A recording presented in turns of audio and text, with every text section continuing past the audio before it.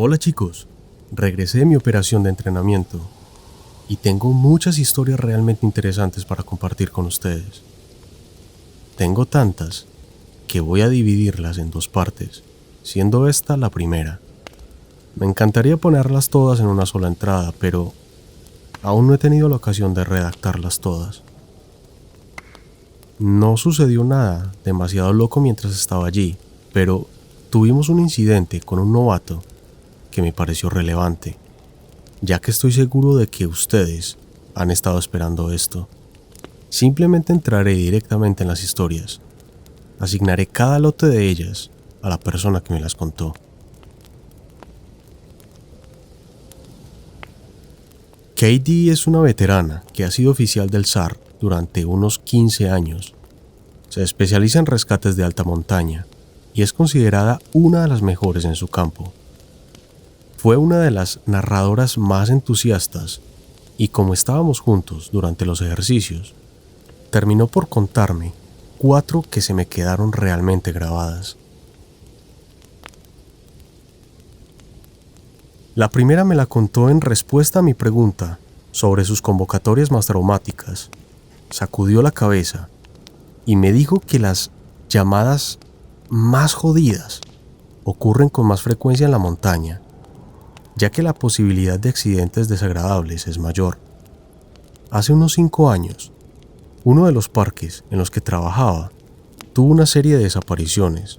Dijo que fue un mal año, uno de los peores en lo que se refiere al clima. Cada varios días caía medio metro más de nieve nueva y hubieron algunas avalanchas que mataron a algunos alpinistas.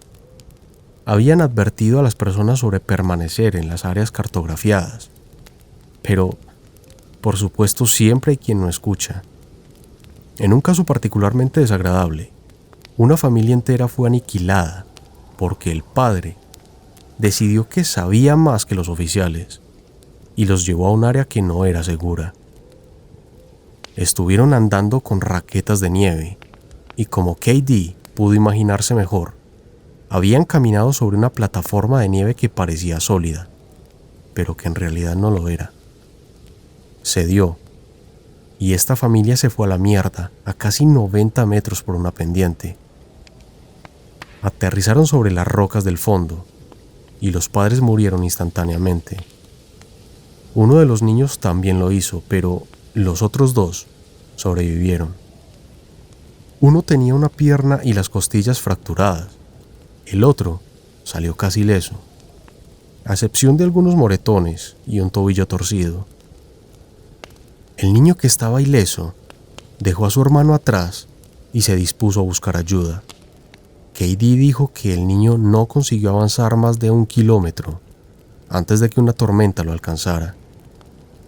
El chiquillo se detuvo para intentar calentarse, o tal vez solo para descansar, y acabó muriendo de frío. Terminaron encontrando a la familia con la ayuda de algunos testigos que los vieron dirigirse hacia las áreas silvestres, y ella fue la que encontró al niño que murió congelado en busca de ayuda. Dijo que había empezado a nevar, lo suficiente para ocultar la visión a larga distancia, pero no lo suficiente para hacer imposible la búsqueda. Vio una figura sentada en la nieve y llegó a ella lo más rápido posible. Describió en detalle cómo se acercó.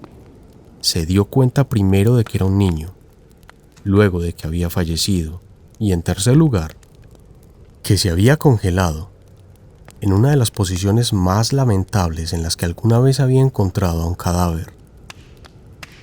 El niño estaba sentado, erguido, con las rodillas contra su pecho. Sus brazos estaban acurrucados alrededor de ellas y su cabeza estaba retraída en su abrigo. Cuando ella movió el abrigo para mirarle el rostro, vislumbró que había muerto llorando. Su cara estaba torcida y las lágrimas estaban congeladas en sus mejillas. Dijo que era dolorosamente obvio que el niño estaba aterrorizado cuando sucumbió a la hipotermia, y como madre le rompió el corazón. Ella me dijo repetidas veces que esperaba que el padre de esta familia se estuviera pudriendo en el infierno mientras hablábamos.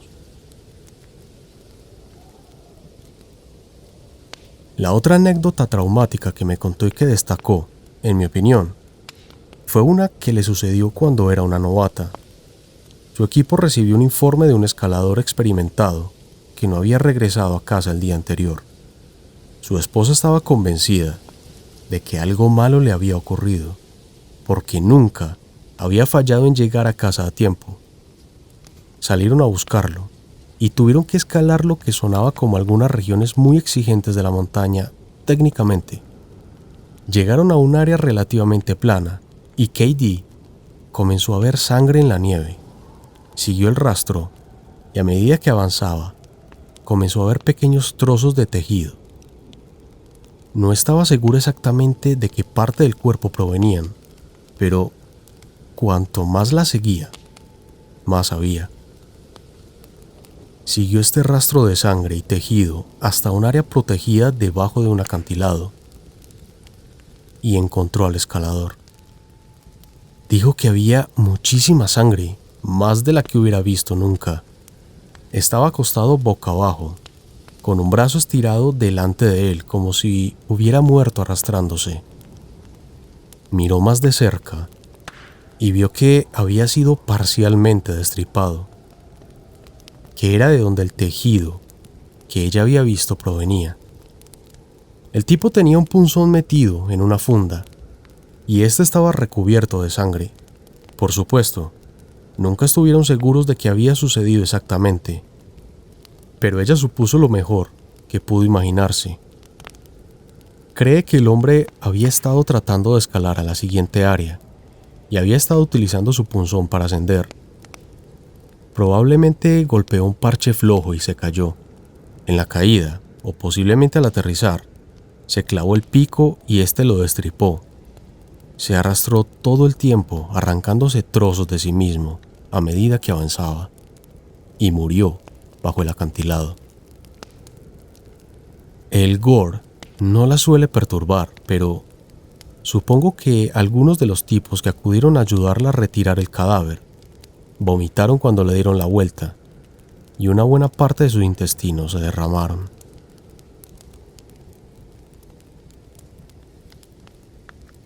Le mencioné que me interesaba escuchar las experiencias que hubiera tenido con personas que se desvanecían por completo. Sus ojos se iluminaron y se inclinó hacia mí. ¿Quieres escuchar algo verdaderamente jodido?, me preguntó. Me cuenta cómo, cuando comenzó, hubo un caso que llamó mucho la atención de los medios de comunicación. Una familia había estado recolectando bayas en un área del bosque muy cerca de la entrada del parque. Tenía 2 niños pequeños, ambos menores de 5 años, y en algún momento durante el día, uno de ellos desaparece. Hay una búsqueda absolutamente masiva y no encuentra absolutamente nada. Es otro de esos casos en los que parece que el niño nunca estuvo allí en primer lugar. Los perros simplemente se sientan y no detectan nada. No se halla ningún rastro del niño. La búsqueda continúa durante unos 2 meses, pero finalmente se cancela. Luego, 6 meses después, la familia regresa para colocar flores en un memorial que se ha instalado allí para el niño. Traen a su otro hijo. Mientras colocan las flores, pierden de vista al niño durante unos 3 segundos, y en ese lapso de tiempo desaparece en el aire. Ahora, obviamente, los padres están más que destrozados. Es ya horrible perder un hijo, pero perder 2 está más allá de lo imaginable. La búsqueda es enorme, una de las más grandes en la historia del estado. Hay alrededor de 300 voluntarios que peinan cada pulgada de este parque, buscando al niño. Pero una vez más, no hay rastro de él. La búsqueda continúa durante aproximadamente una semana, con personas que rebuscan a kilómetros de la parte del parque en la que desapareció, y luego, casi 2 semanas después, un voluntario a casi 25 kilómetros del radio del área de búsqueda designada dice que ha encontrado al niño. Asumieron que el niño estaba muerto, pero el voluntario dijo que no solo estaba vivo, sino que estaba en buena forma. Katie y su equipo salen a recuperar al niño, y cuando llegan allí, ella no puede creer que este sea el niño que ha estado desaparecido. Su ropa está limpia, no hay suciedad en él en ninguna parte, y no parece traumatizado. El voluntario dice que encontró al niño sentado en un tronco, jugando con un ramillete que está atado con un cordón viejo. Katie le pregunta dónde ha estado, con quién ha estado durante esas 2 semanas, y el niño le dice que ha estado con el hombre velloso. Ahora Katie cree firmemente en Pie Grande, así que ella se emociona y le pregunta qué quería decir con velloso. ¿Era peludo? Pero el niño le dice que no era peludo, era un hombre difuso, y describe a un hombre como borroso, como cuando cierra los ojos, pero no del todo. Él contó que el hombre salió de los árboles y lo arrastró con él al bosque. El niño dijo que durmió en un árbol hueco y el hombre borroso le daba bayas para comer. Katie pregunta si el hombre era malo, si lo asustaba, y el niño le dice, no daba miedo, pero no me gustaba que no tuviera ojos. Katie relató que llevaron al niño al cuartel general y un policía lo llevó a la ciudad para que le hablara más sobre lo que pasó. Ella es amiga del policía al que le habló y dijo que el niño describió que el hombre velloso lo tenía en este árbol y que le daba bayas cuando tenía hambre. Se le permitía vagar por un claro muy específico, pero cuando intentaba ir más lejos, el hombre borroso se enojaba y gritaba muy fuerte a pesar de que no tenía boca. Cuando el niño se asustaba por la noche, el hombre borroso hacía que todo se viera más brillante y que aparte le dio un manojo de ramitas. Dijo que este hombre lo iba a retener, pero tuvo que dejarlo ir porque el niño no era del tipo correcto. No pudo o no quiso dar más detalles. Los policías se quedaron bastante confusos y la búsqueda de su hermano se renueva sin resultados. El niño no tiene idea de dónde podría estar su hermano y nunca lo encuentran. La última historia que Katie me contó fue sobre algo que le sucedió cuando se separó de su grupo de entrenamiento cuando era una novata. Estaban aprendiendo conceptos básicos de alta montaña en un lado bien cartografiado de esta, y ella tenía que ir al baño. Se alejó unos 50 metros del grupo durante un descanso para comer e hizo sus necesidades. Contaré el resto exactamente como ella me lo contó a mí. Así que voy a mear, y una vez que termino, empiezo a regresar al grupo, pero solo he avanzado 1,5 metros cuando me doy cuenta de que no tengo ni puta idea de dónde estoy. Y esto no era me he despistado. No. Quiero decir, literalmente, no tenía ni puta idea de dónde me encontraba. Si me hubieras preguntado, ni siquiera creo que hubiera podido decirte en qué estado estábamos. Era como me imagino que se siente la gente con amnesia, ¿sabes?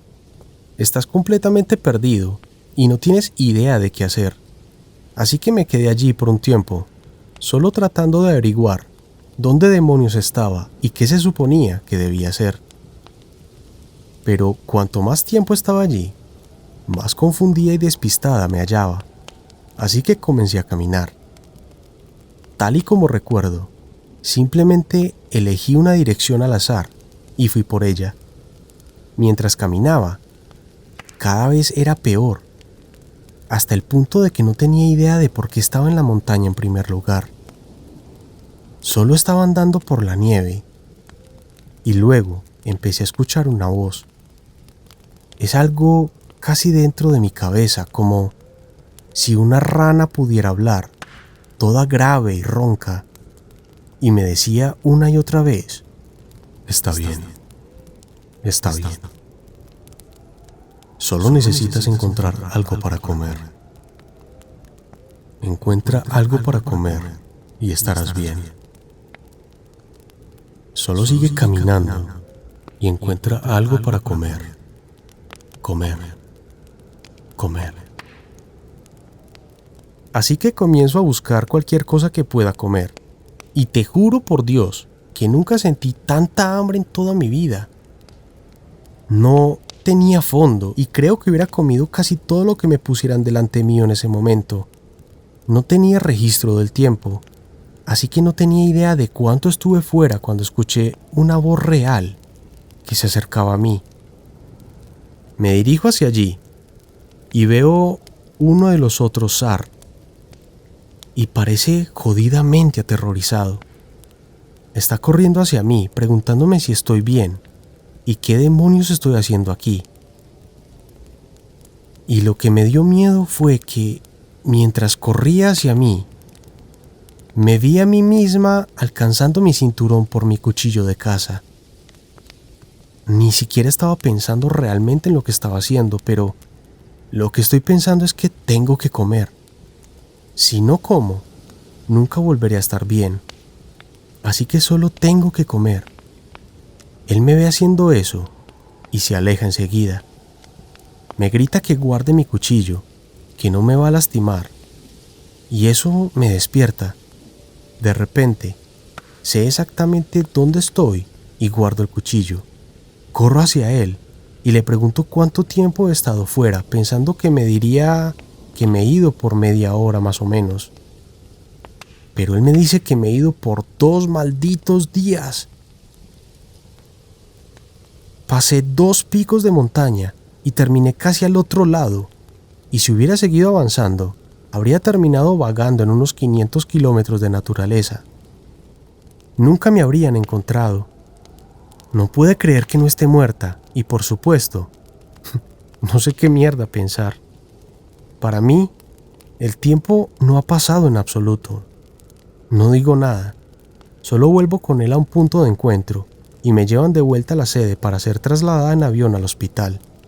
Cuando llego allí, me hacen todo tipo de pruebas y tratan de averiguar qué sucedió.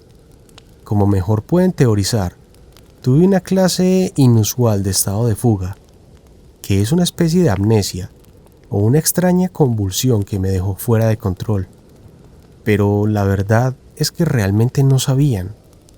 Nunca volvió a suceder, pero te diré que desde ese entonces nunca salgo sola. La gente se molesta conmigo por hacerles venir cuando tengo que dejar el grupo, pero simplemente les digo que escucharme mear en la nieve es mejor que perderme 2 días en una montaña helada. La siguiente persona con la que hablé fue E.W., un ex supervisor que ahora trabaja como EMT. Todavía asiste a operaciones como esta para ayudar, pero ya no trabaja a tiempo completo para nosotros. Se especializó en la búsqueda de niños extraviados. Parecía tener un sexto sentido cuando se trataba de saber a dónde habían ido.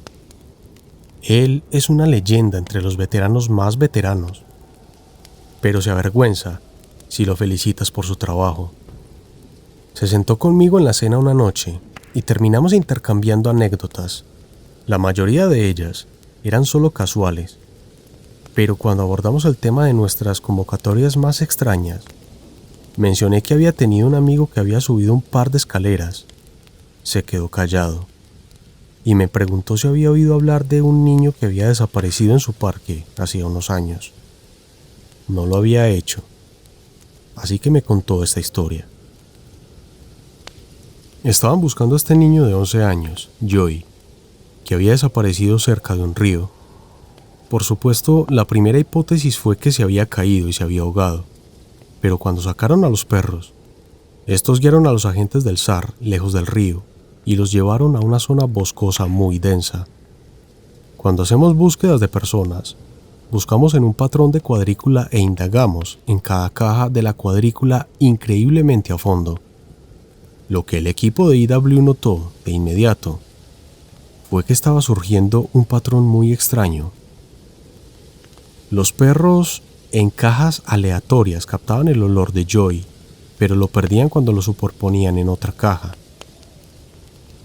Para ser más específicos, es como pensar en un tablero de ajedrez. El olor de Joy estaba siendo recogido solamente en los cuadrados negros, pero nunca en los blancos. Esto por supuesto no tenía ningún sentido, porque ¿cómo podía el niño saltar de un área a otra sin dejar un olor en cada lugar que pasaba? EW y su compañero pasaron a una nueva caja de la cuadrícula, y este observó un conjunto de escaleras a unos 50 metros de distancia. Le dice a su compañero que tiene que ir a comprobar, pero este se niega rotundamente. Le dice a EW que se ha propuesto nunca acercarse a las escaleras que ve, y que si bien puede ser una rutina, no debe fingir que es normal. Le dice a EW que esperará lejos mientras él verifica. EW dice que estaba irritado, pero sintió empatía por el chico y no lo presionó sobre el tema. Caminé hacia las escaleras. Eran pequeñas, como escaleras en un sótano. Realmente no me siento especialmente de una forma o de otra respecto a ellas. Me refiero a las escaleras, así que no tenía miedo ni nada. Supongo que soy como todos los demás y prefiero no pensar demasiado en ellas. De todos modos, me acerqué y pude ver que había algo tendido en el escalón de abajo. Algo acurrucado. Mi corazón pega un vuelco porque, por supuesto, siempre esperas lo mejor.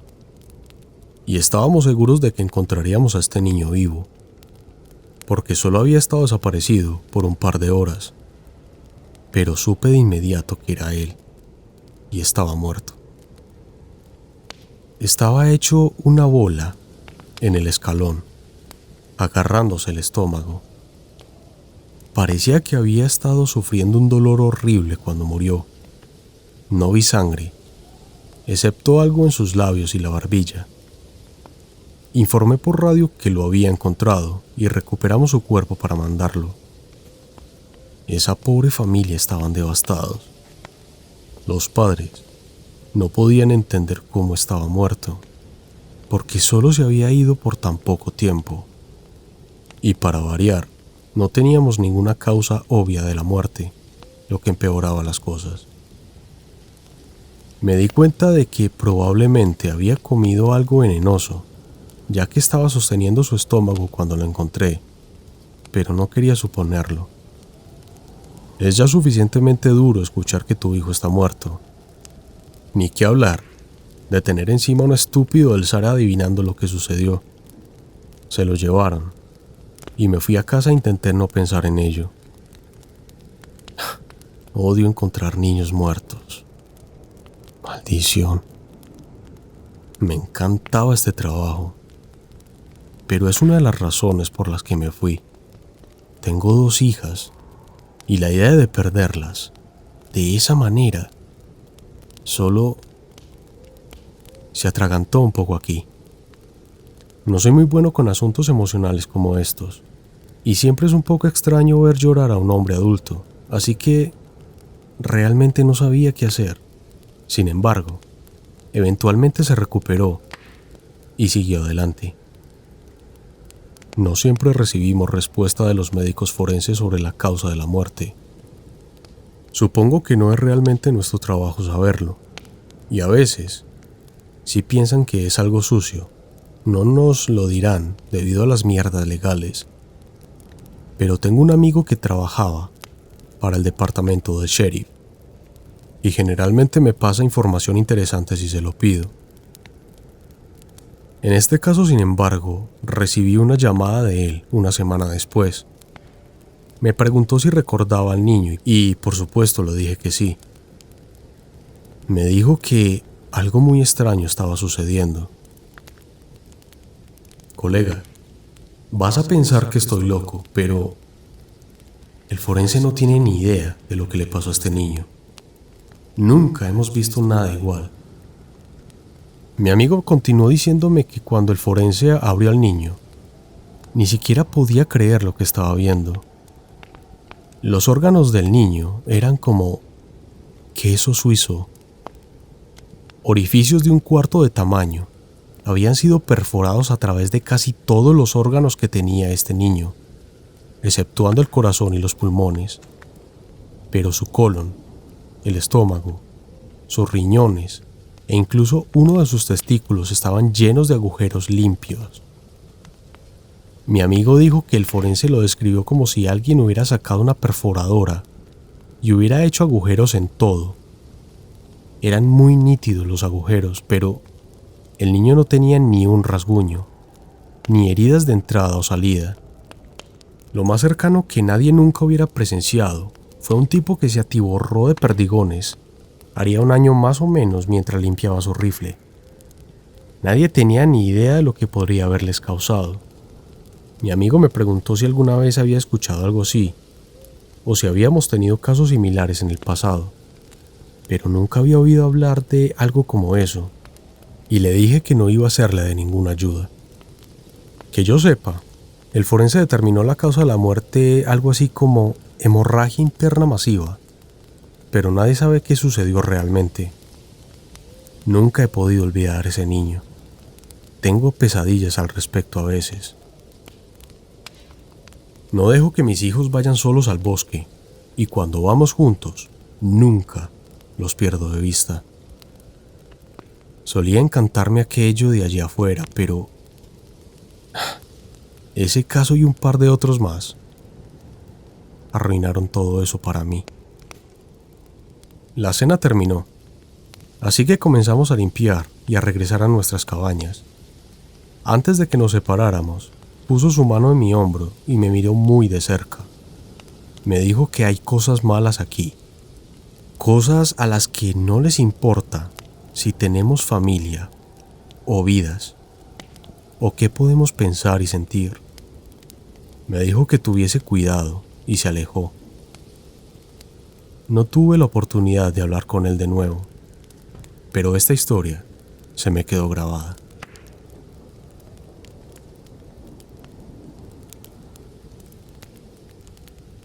Por pura suerte, conseguí hablar con un veterano, PB, que ha estado en el campo del SAR durante años. Durante un ejercicio de entrenamiento, nos asociaron con un barrio de cuadrícula y conversamos de manera informal sobre cómo nos gustaba el trabajo, qué tipo de cosas habíamos visto y demás. En un momento dado, pasamos por un viejo conjunto de escaleras, aunque probablemente eran de un antiguo puesto de vigilancia de incendios, dada la zona en que nos encontrábamos. De alguna manera mencioné que sentía curiosidad por las escaleras y que deseaba saber más acerca de ellas. Se quedó algo callado y parecía que quería decirme algo, pero no estaba seguro. Finalmente, me dijo que apagara mi radio. Obviamente esto es algo que nunca se supone que debemos hacer, pero lo hice, y él hizo lo mismo. Me dijo que hace unos 7 años estuvo en un llamamiento con un novato. Estaban en una zona del parque que tenía muchos informes y eventos extraños, desapariciones, historias sobre luces en el bosque, ruidos extraños y cosas así. El novato estaba totalmente atemorizado. Seguía hablando de cosas en el bosque. Vivi me cuenta, el chico no dejaba de hablar del Godman, simplemente una y otra vez, Godman esto y Godman lo otro. Finalmente le dije que había mucho más por lo que temer allá afuera, que era muy real, y que era mejor que superara esto del Godman. El novato quería saber de qué tipo de cosas estaba hablando, y solo le dije que se callara y caminara. Cruzamos una pequeña cordillera, y había una escalera a unos 10 metros más adelante. El novato se detiene en seco, y se queda allí mirándolas. Yo le digo, ¿ves? Eso es algo de lo que deberías tener miedo. El novato me pregunta qué demonios está haciendo eso ahí, y por alguna razón me abro y le digo la verdad, o lo que me han dicho que es verdad. Podría haberme metido en muchos problemas por hacer lo que hice, y me podría meter en muchos problemas por repetírtelo. Pero eres un buen chico y quiero que dejes de indagar en esto. Retírate mientras puedas. Así que te diré lo que sé, con la condición de que nunca soltarás ni una palabra de esto a los superiores. Le dije que no diría ni una palabra, y él vuelve a comprobar que nuestras radios están apagadas. Cuando empecé éramos un poco menos herméticos sobre ellas y las otras cosas que suceden aquí. Advertíamos a la gente antes de que fuera contratada de que pasaban mierdas extrañas. Supongo que el servicio forestal estaba cansado de tener una tasa de emisión tan grande y querían que la gente supiera en qué se estaba metiendo. Así que comenzaron a hacer que la gente firmara estos acuerdos para ver que no acudieran a los medios de comunicación sobre lo que iban a ver. El servicio forestal no quería asustar a la gente, así que lo último que necesitaban eran novatos cobardes, corriendo a los medios de comunicación con historias de fantasmas y escaleras encantadas. Pero, eventualmente, encontraron que aquellos acuerdos no eran necesarios. Las personas no solo no querían hablar sobre lo que veían, sino que se rehúsaban. Algunas ocasiones, los medios de comunicación intentaban hablar con la gente cuando desaparecían niños o excursionistas, y nadie diría una palabra. Realmente no puedo explicarlo. Supongo que simplemente no queremos admitir que algo va mal. Este es nuestro trabajo, estar en el bosque todos los días. No necesitamos estar asustados, y la mejor manera de evitar eso es fingir de que todo está bien. Así que te diré todo sobre lo que me pueda acordar, y después de eso, he terminado de hablar de ello para siempre. Y espero que no lo menciones a mi alrededor, nunca. Las escaleras han estado aquí mientras hayan existido los parques. Tenemos registros que se remontan a décadas describiéndolas. A veces la gente las sube y no pasa nada. Otras veces, mira, realmente no me gusta hablar de esto, pero a veces suceden cosas muy jodidas. Vi la mano de un chico siendo rebanada limpiamente cuando llegó al último escalón. La extendió para tocar la rama de un árbol y sucedió muy rápido. Un segundo su mano estaba allí y al siguiente ya no estaba. Una herida completamente limpia. No encontramos la mano y el tipo casi se muere. En otra ocasión, una mujer tocó una de las escaleras y un vaso sanguíneo de su cerebro explotó. Literalmente explotó, como un globo de agua. Se tropezó hacia mí y todo lo que le salió fue un «creo que algo malo me pasa». Y luego se dejó caer como un saco de harina muerta antes de tocar el suelo. Nunca olvidaré la forma en la que la sangre se filtró en el interior de su ojo. Antes de que ella muriera, la vi ponerse roja. Lo vi pasar y no había nada que pudiera hacer para ayudar. Les advertimos a las personas que no se acerquen a ellas, pero siempre hay al menos algún idiota que sí lo hace. E incluso, si no les pasa nada, siempre ocurre algo malo. Los niños desaparecen cuando estamos en su camino. Alguien muere al día siguiente, partido por la mitad, en alguna parte completamente segura del parque. No sé por qué, pero siempre pasa algo malo. No sé exactamente por qué están aquí, pero la verdad ya no me importa. Solo sé que están aquí, y si fuéramos inteligentes, les diríamos a nuestros nuevos oficiales exactamente de lo que son capaces. Los dos estuvimos en silencio por un rato. Tenía miedo de hablar porque no estaba seguro de si había terminado. Parecía que quería decir algo más. Finalmente habló de nuevo. ¿Alguna vez has notado que no puedes encontrar las mismas dos veces? Asentí, esperando que él continuara. Pero él solo permaneció en silencio, caminando a mi lado, y eventualmente comenzó una historia sobre el ciervo más grande que había visto en el parque. No volví a hablar del tema y no lo presioné por más historias. Salió de la operación al día siguiente. Aparentemente, se fue antes de que saliera el sol. Dijo que estaba enfermo. Ninguno de nosotros hemos oído de él desde que se fue. Voy a parar aquí por el momento. Intentaré publicar las siguientes partes en los próximos días, pero como es el final del verano, las cosas están bastante ocupadas por aquí. Gracias por el continuo interés, muchachos. Realmente han despertado esta curiosidad en mí que no sabía que tenía. Gracias y nos vemos en la próxima.